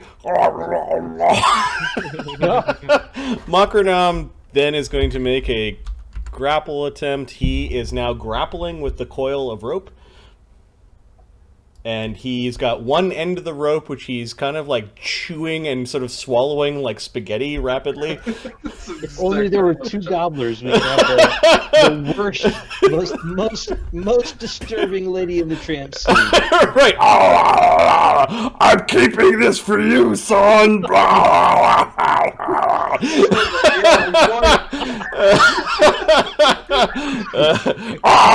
Go get back in there. And it's trying to grapple him, which he's trying to grapple, and he's just hoovering the rope inside of him. It might take him some while to eat I believe in him. a 200-foot coil of hemp rope, which you should add to Makernam's character sheet, that he will soon have a 200-foot coil that he's keeping on behalf of San. Hell yeah. Okay, Oogway, there's just this horrible sound coming from the next room as you see the sentient backpack is now eating a coil of animated rope, and such sentences probably have never been uttered before and will never be uttered again. That's what you think. Right. You're gonna be charging money for watching this shit. Well, you can watch it on YouTube if you want, but get in there. All right. All right. Not That's, so much on YouTube, but online. all right. Brick is contemplating jumping. Don't do it, Brick. You'll die from the non-lethal. He's really hurt though. Yeah, but if he jumps off this train, he may just die from jumping off of a train and being really hurt. I mean, even if you were like completely healthy and jumped off a fucking train, you'd Yeah, probably die. Yeah, All right. He's not going to jump when the train's at full speed. We'll say during Brick's turn, is it full speed or not? If I roll a 1 or a 2, he might jump. If I roll a 5 or a 6, oh, it slowed down. You're going towards a turn. Okay, so Brick is going to jump off the train. Now, It's getting away. the frilled surprise does get to make an attack of opportunity, which it's possible that, however unlikely, that he could stop Brick. But go ahead and make the roll anyways. Weirder things have happened. Is this a bite? This is a bite. This is a D20 plus 4. Plus 4 for Bard Song is plus 8. Sure. Oh. 22. 22 hits Brick. However, the damage is D4. Plus 4 for Bard Song. Minus 5 for Brick's cold iron resistance. Does that apply to natural as well? Yep. 1d4 minus 1. 0. 0. So nipped at his boot a little bit, and then Brick jumped off the train. Brick immediately is going to make a reflex save. He did not make reflex save of the needed amount, so he takes the full damage of jumping off a train. And probably died. But the train, he just sort of, like, the train slowed down a little bit on a curve, and you saw Brick kind of jump, and, like, there was a spray. and the Korrid jumped off the train. You can see the tunnel coming. When this happens, someone just estimates, like, how far are we from the tunnel? The tunnel is the end of the round. 4 seconds. Yeah, but I don't know. I mean, like, distance-wise. 4 seconds at 60 miles an hour. Okay. Let's do some math. You crazy son of a bitch. We are about 100 meters. 110 meters. So 300 feet, that's second range increment for your longbow. Mm-hmm. And shrinking rapidly. Right. Yeah. You hear the train, like the train horn actually sound as you know, warning that you're going to go into the temple or into the tunnel if anyone's stupid enough to be on the tracks at this point. Brack is in a bad spot.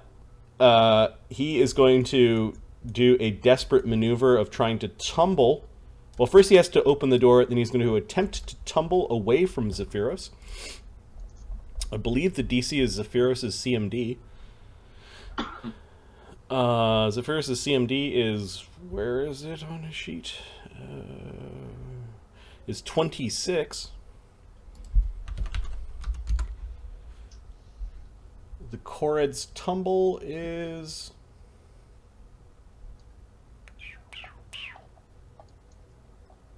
What they don't have... Oh, they have acrobatics. Is 24.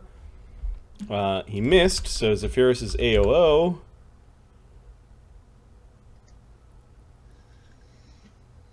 missed. The Korrid actually pulled off his tumble, and then he moved and moved. So that is his turn. It looks like he's trying to get closer to the bars, like he may try to wiggle out of the bars that are meant for larger creatures. He's in a rough spot. Tech Sirac Gat. Get over toss, Tech. Okay, just double moves over towards... He fell off the train. He's a fool. He's dead. But he took his magic with him. Do you want me to go get it? There's not time. I can meet you later. Can you? I will catch the next train. I know where you live. Do you want the rock or not? No. This is where, to be fair, this is where there's a melee NPC, and you've just meant a melee PC. Yeah, I'm. By the way, Yeah. I'm willing to. I'm willing to ever slightly meta this and say yes. Okay, yeah. So Tech Tech does not hear, no, we didn't have time. He saw you considering it, and he wants to please the queen. Yes. And goes That running works. with the rest of his move, and he just basically expertly jumps like a grasshopper His jump is insanely good. out into the wilderness, and Slams into the wall of the tunnel. Plug on the windshield. His jump's good enough that he can just survive that, I think. yeah, his jump is plus 45. Is there a racial plus? He 20 gets or a something? 61. If I rolled any higher for jump, I'd have to take the epic level handbook off the fucking shelf to see what you could do with jumps that high. So like a bug, he jumps clearly off the train. In fact, there's probably a painting out there of pre-extermination of a horde of Thrycreen attacking a train. And they were all just sort of like jumping onto the train while people were firing crossbows and trying to keep them off with like big pole arms and stuff. You're pretty sure that there was a scene that, fair say, that you've seen of that. And the train keeps on going. It is uncaring of stupid actions, and Tech is thusly removed from play. Bye, Tech. I'll miss you, Murder Bug. I'll definitely you're my miss Tech. favorite. Yep, You're my favorite, Murder Bug. he was the best murder bug. All you were good at was murder, and that was enough. Bruck is dead. I will remove him from the sheet. Professor.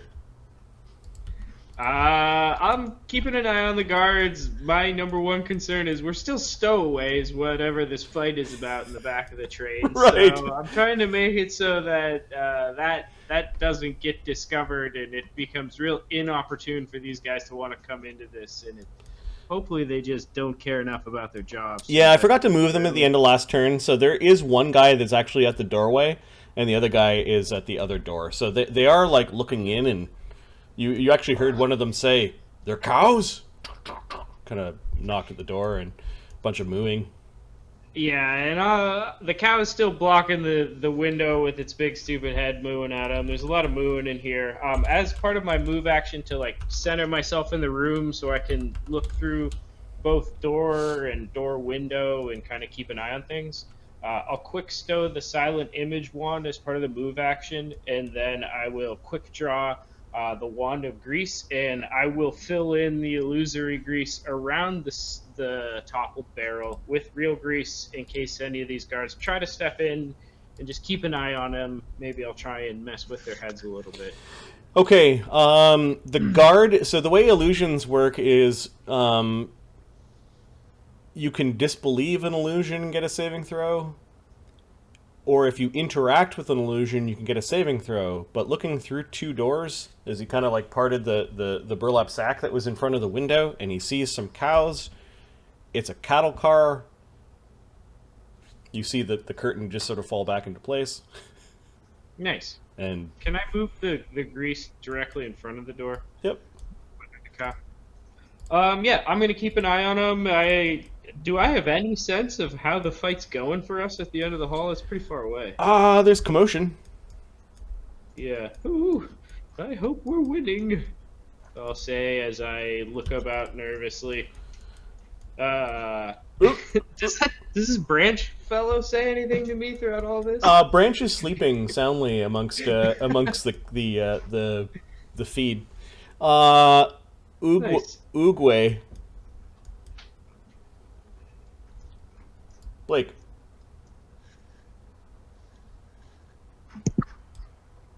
Sorry, say that again. Oogway's turn. Ah, yes. Back in it.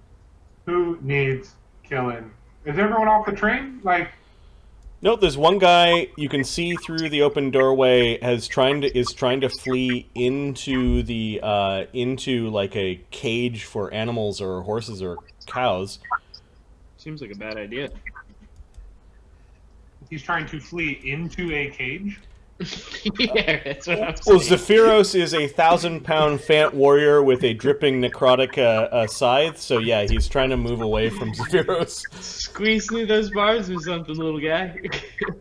I guess if he is going to get trapped in that cage, I want to go and question him. If there's a chance that he could like still escape, I want to try and daze him. Okay. So you take your first part of your movement to the area and you assess. He might be able to wiggle his way through the bars. Sorry, what did you say? Daze. Days? Okay. Yeah. His will save is +7. 25. No, he's got too much adrenaline pumping through his system. Okay. So that was a move and a spell, which brings us to San.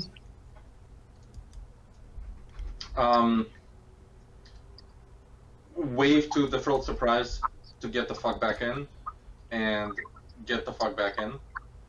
I don't know, probably let's say to like here, if I can. Yep.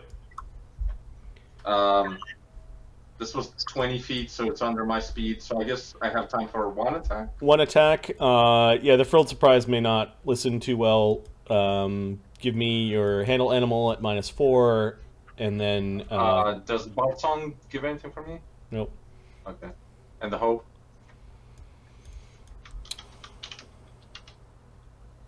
The Good Hope. I don't think it affects skills. Okay. Oh, it doesn't then, doesn't. He 18. follows. He's not combative anymore. He's just...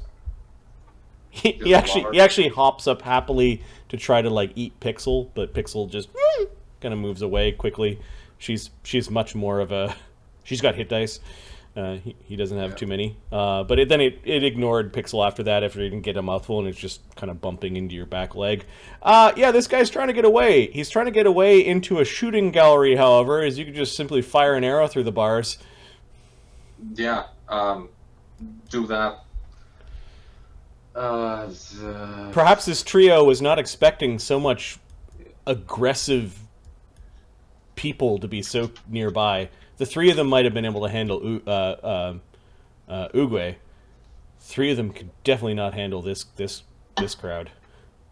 Okay, so 10 feet away, so plus 16, 20. 20? His AC is 21. You missed by 1. Wow. You hit him in his big beard, but the beard blocked your arrow. Zephyros is spending the round pushing his way into the cage. Actually, that's a single move. He then takes his giant scythe, spending a or did he just fireball the guy? Oh, without squeezing through? Yep. Yeah, I think he does. I think we know the answer to that one, Marty. He Okay, hasn't done so any today. a big metal cage, yeah, it could take a fireball. So the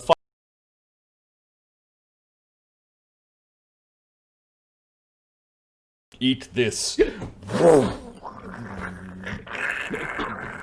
There's a crescendo of cows mooing.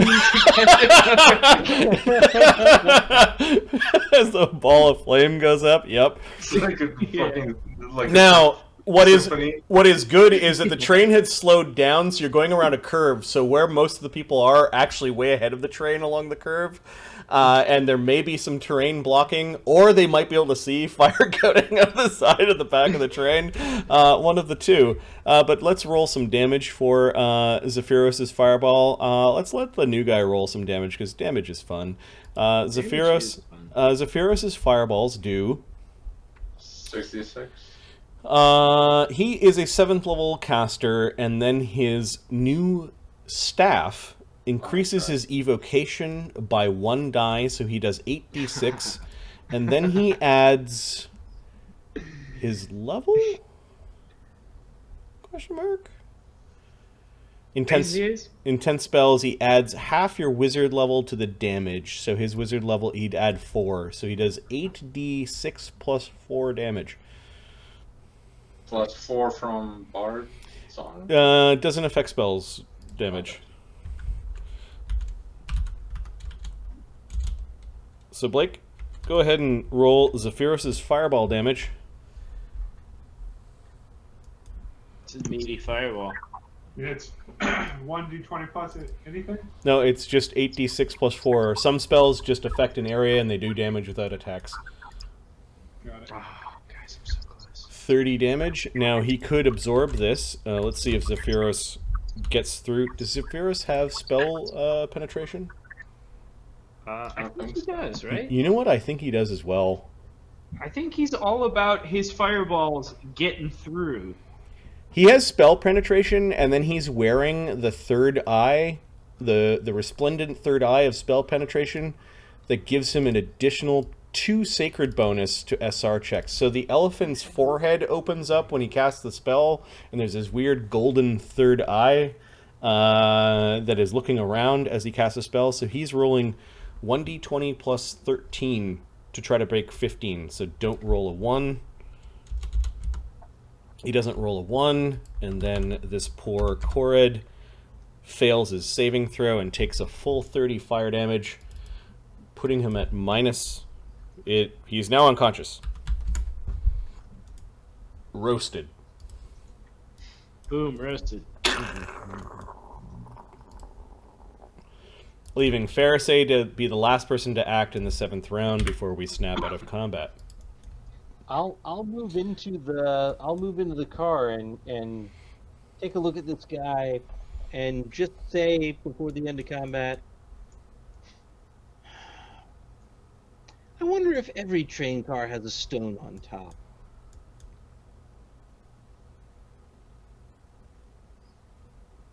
Before we go through the arch. Yeah, at this point in time, the end of the round, the outside windows go dark as the train is in the tunnel. The tunnel isn't very long. A few moments later, when a weird ethereal light returns, and I'm going to give you an idea of what the ethereal light looks like by just revealing a little bit of darkness to the south. It is this milky soup of like a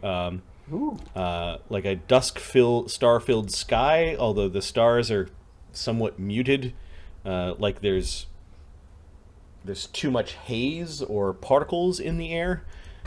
You have entered by the kind of slight pops in your ears and the rippled sensation that you've gone through a gate. You actually saw it pass over you, kind of like this transparent film of water that is horizontal that wafts over all of you.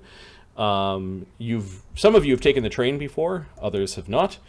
It is a curious sensation.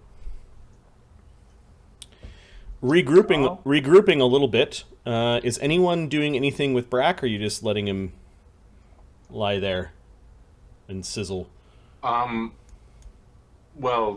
I don't know if I can squeeze through those bars, but I want to stop the bleeding.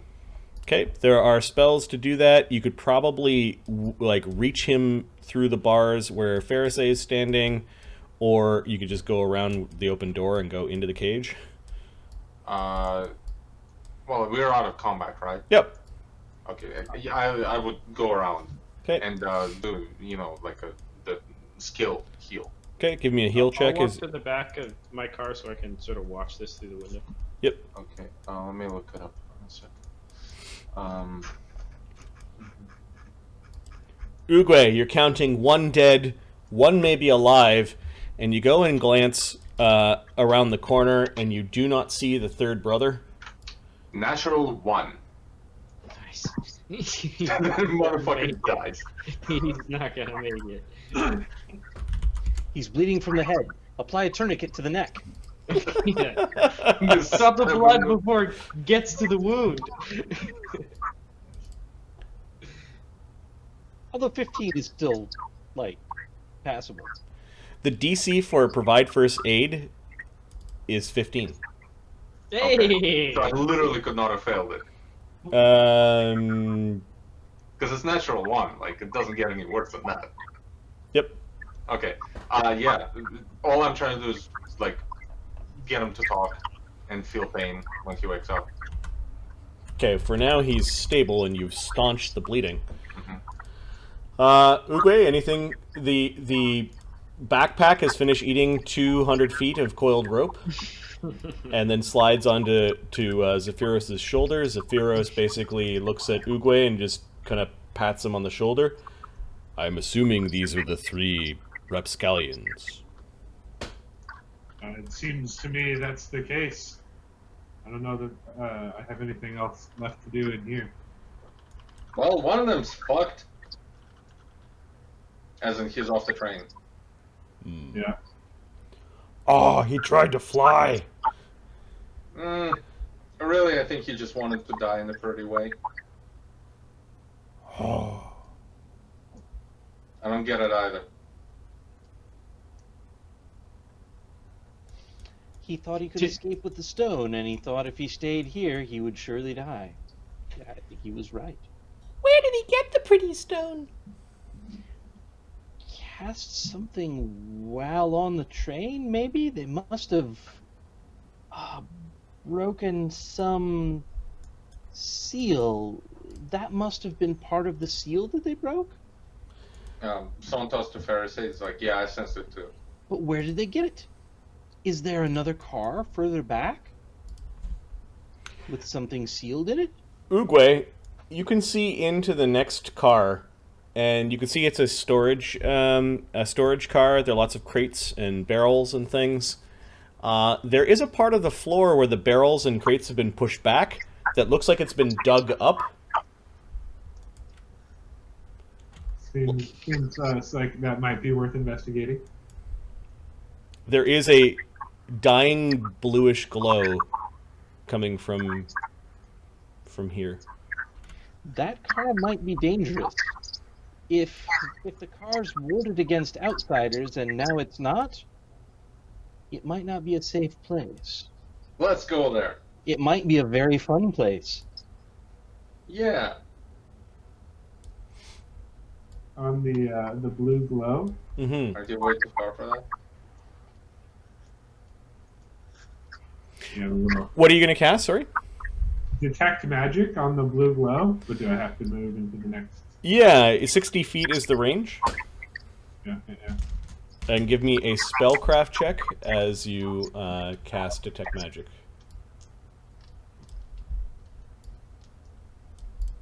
Is it just 1d20? 1d20 plus your spellcraft skill.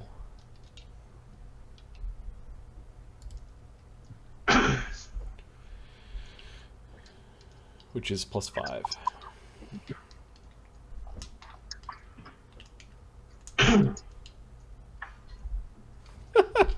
Not 20s. Okay, you can clearly see this strange magical tracery that seems to run perhaps underneath the train itself. It has been exposed by the tiles and a little bit of material that would have been hiding it beneath. There is a clear spot where the stone that one Korred had on his back that came out of it. It looked like it was an important like centerpiece of this tracery. With your plus 25, you can see a dying abjuration magic. The dying abjuration magic is clearly a protection against evil spell that, combined with these runes and perhaps the stone as the centerpiece, would have protected this entire train car and maybe even the entire train with some sort of magical circuitry that protects against evil. That's not good. With your 25 spellcraft, you know that Wait, protection. kill them, Mike. You know that the protection from evil is something that normally you cast on yourself to kind of protect against like possession or when you're attacked by evil creatures. In this instance, it is used to ward against evil fiends.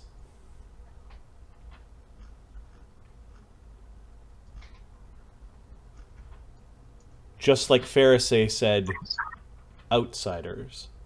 I think it's going to be a very interesting